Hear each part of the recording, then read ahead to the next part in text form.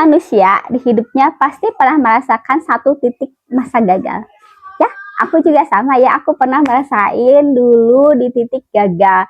Tapi gimana caranya supaya kita bangkit gitu kan? Ternyata itu tergantung pada orang-orang yang ada di sekitar kita gitu. Kalau seandainya pada saat itu, aku pikir dulu ya, aku flashback gitu kan. Kalau seandainya pada saat itu orang-orang di sekitar aku itu orang-orang yang nggak support, nggak mendukung, mungkin aku nggak akan ada nih di video kali ini sekarang gitu kan. Mungkin aku udah kebanyakan kayak kebanyakan orang gitu ya, udah menghilangkan nyawanya sendiri gitu, mungkin udah depresi, mungkin akan mengurung diri sendiri gitu kan, akan bisa bangkit. Tapi alhamdulillah Allah itu maha baik gitu kan, Allah itu maha tahu apa yang terbaik untuk hambanya. Allah itu berikan aku di saat aku gagal, di saat aku hancur, Allah berikan support system yang baik buat aku gitu kan. Disitulah sayangnya Allah. Dan ternyata kehancuran itu sepertinya adalah doa dari jawaban dari doa-doa aku gitu ya. Ketika aku ingin hidup seperti ini, ya Allah, aku ingin hidup itu seperti A, B, C, D gitu, itu yang aku inginkan. Dan Allah tuh ngasih gitu kan, yang aku pikirkan di awal itu hidup aku flashback dulu ya. Dulu itu aku sempat bekerja gitu kan, sempat bekerja, terus suamiku bekerja, terus ada tawaran bisnis gitu kan, megang konveksi, aku pegang konveksi, staf pegang konveksi, terpaksa ya aku LDRan karena suami kerja daerah Bandung Timur, konveksinya daerah Bandung Selatan. Nah, rencana awal itu adalah suami setelah konveksi sukses, suami ikut gitu kan, semua diboyong gitu kan, termasuk anak pertama aku semua diboyong. Tapi ternyata Allah punya rencana lain. Bisnis konveksi aku gagal, aku bangkrut, punya hutang yang lumayan sampai ratusan juta gitu kan. Jadinya ya udah gitu kan, rencana yang awalnya kita mimpi indah gitu kan, mau hidup bersama lagi, terpaksa aku kembali lagi lah tinggal di daerah Bandung Timur gitu kan. Nah, di saat fase-fase jatuh itu ya, seandainya tidak ada orang-orang yang ini gitu kan, tidak ada support system yang bagus, mungkin aku udah down, udah jatuh gitu kan. Tetapi alhamdulillah Allah udah ngasih aku support system yang bagus ya, jadi aku bisa bangkit kembali sampai saat ini gitu kan. Nah, salah seorang apa ya, support system yang pertama gitu kan, yang paling mendukung itu adalah suami aku gitu kan. Itu Allah udah kasih. Dulu aku pikir suami aku itu adalah amanah, bu, emang suami itu amanah buat aku gitu kan. Tapi dulu aku pikir, ah, aku yang harus membimbing dia gitu kan, aku yang terlalu menyepelekan dia gitu kan. Tapi ternyata setelah titik itu gitu ya, setelah di masa aku pas gagal, ternyata kebalikannya.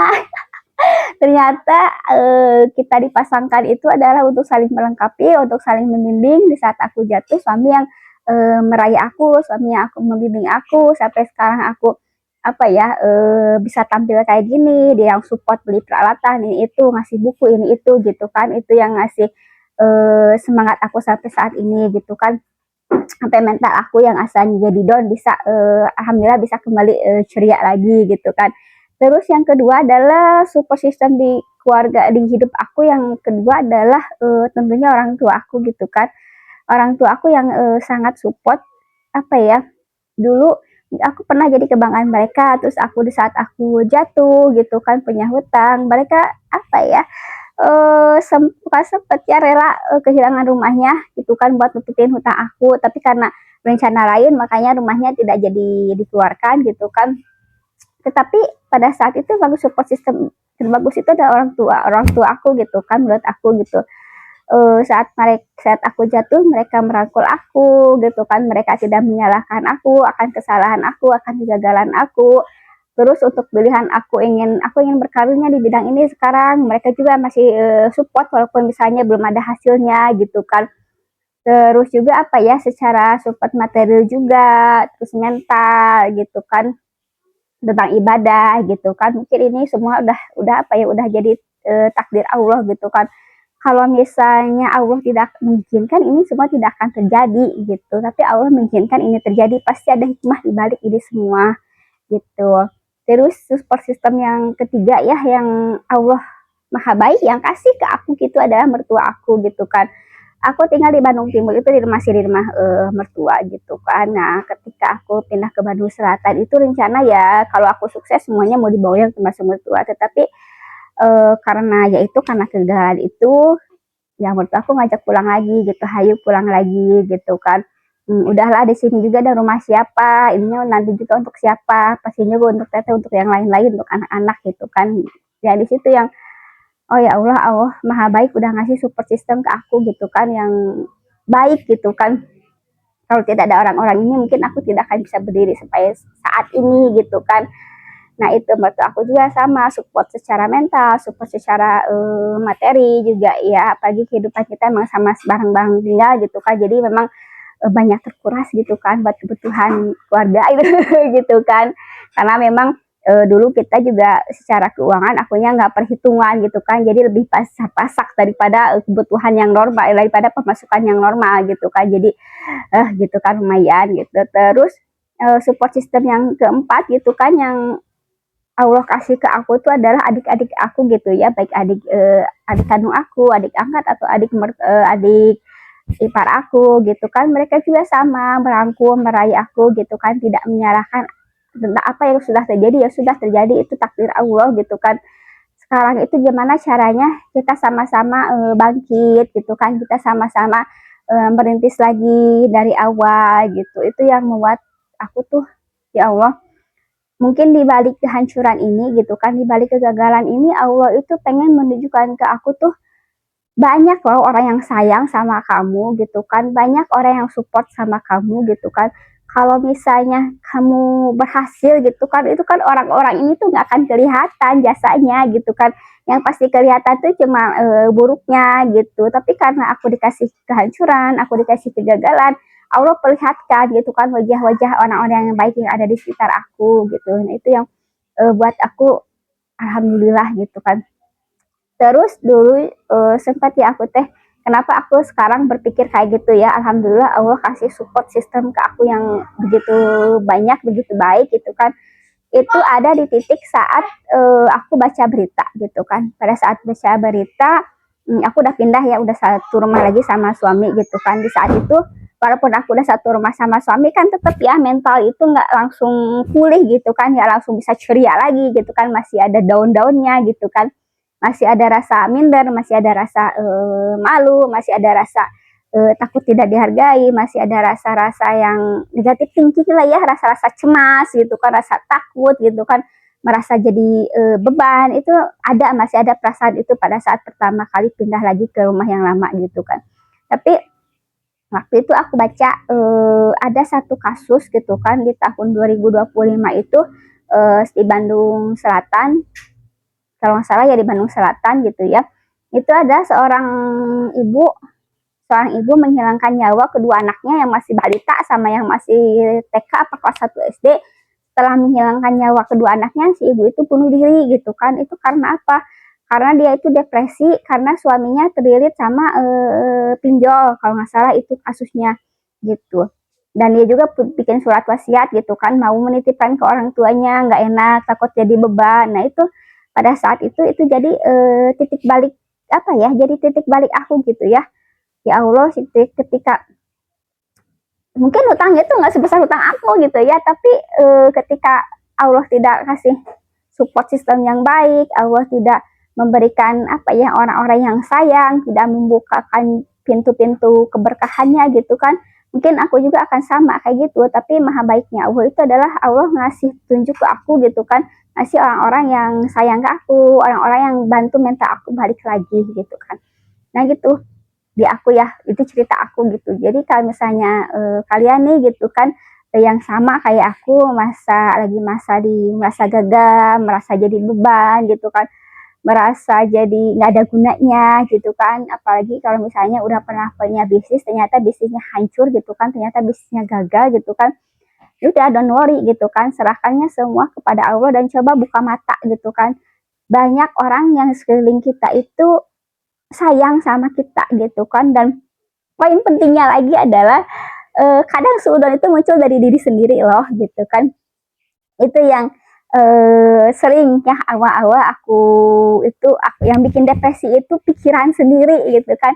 Awal-awal aku pindah itu aku pikir aku mau minta uang nih sama suami gitu kan, aku minta uang sama suami, pasti nanti suami bilang kayak gini, ah gimana dong, sementara aku nggak ada pilihan lain, minta sama orang tua malu, minta sama mereka malu.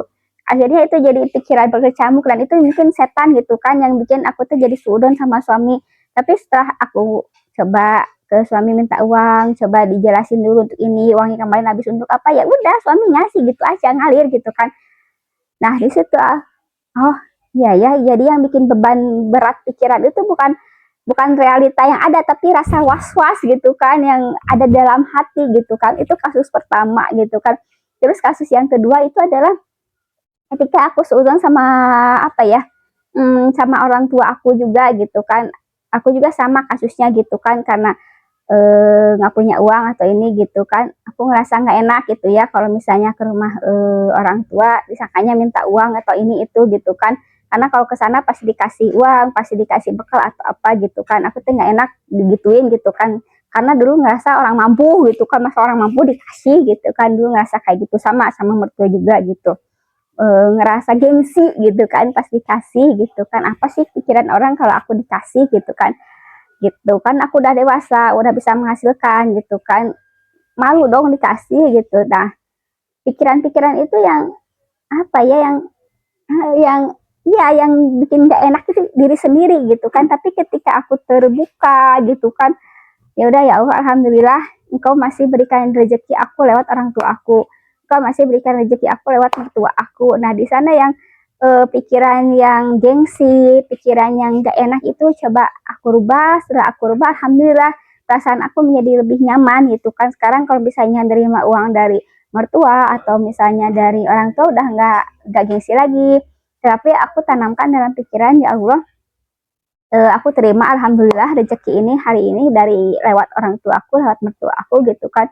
Ya Allah, izinkan aku untuk membalas kebaikan mereka gitu. Suatu saat nanti izinkan aku untuk bisa memuliakan mereka gitu, bisa memberikan lebih dari apa yang mereka berikan saat ini gitu. Jadi mungkin ini saat ini aku belum mampu untuk bisa membahagiakan mereka, tapi insya Allah suatu saat engkau pasti akan mampukan aku untuk membahagiakan mereka gitu. Nah saat itu, dan di saat titik-titik itu yang membuat aku sekarang menjadi jauh lebih tenang, jauh lebih bersemangat gitu. Karena itu yang, oh ternyata yang membuat pikiran kusut itu adalah diri sendiri, hati dan pikiran sendiri gitu ya. Coba buka mata, coba buka apa ya, coba buka pikiran lah ya, buka dari, lihat dari sisi yang lain gitu kan. Ternyata banyak hal yang harus disyukuri gitu ya, dari nikmat Allah yang tidak terhingga gitu kan. Masalah aku mah cuma satu, nggak punya uang gitu kan, punya hutang dan pun punya uang untuk membayarnya gitu kan. Tetapi aku pikir lagi, ya Allah, bila engkau memang udah mengizinkan gitu kan utang itu untuk dibayar, ya pasti engkau kasih dengan jalan yang terduga dan jalan yang tidak terduga gitu. Jadi tinggal nunggu waktunya aja gitu kan, dan berikan aku kesabaran untuk menunggu waktu saat itu datang gitu. Nah itu cerita aku hari ini gitu kan. Jadi kalau kalian misalnya dalam posisi kayak aku gitu kan, walaupun aku juga sekarang belum bisa melunasi hutang-hutang itu, tapi alhamdulillah secara mental aku ngerasa mental aku bisa jauh lebih lebih baik gitu kan, dari dulu yang saat down terus pesimis, suka berpikiran jelek, aku coba rubah pikiran-pikiran aku jelek aku itu ke pikiran-pikiran yang baik gitu kan. Terus juga apa ya, selain itu aku juga mulai merubah habit gitu ya, mulai merubah kebiasaan-kebiasaan gitu kan. Kayak misalnya kebiasaan bangun pagi, terus kebiasaan planning besok mau ngerjain apa, aku coba rencanakan dari semalam gitu kan. Jadi aku tuh pengen hidup aku lebih tertata gitu. Itu udah mulai aku coba, dan dari situ alhamdulillah sedikit demi sedikit perasaan aku lebih tenang, mental aku juga udah balik, udah kembali apa ya, kembali lagi seperti semula lah ya. Dulu aku yang ceria, ya aku kembali lagi ke ini yang ceria gitu.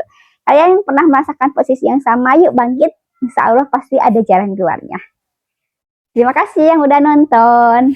Udah ya, berapa menit?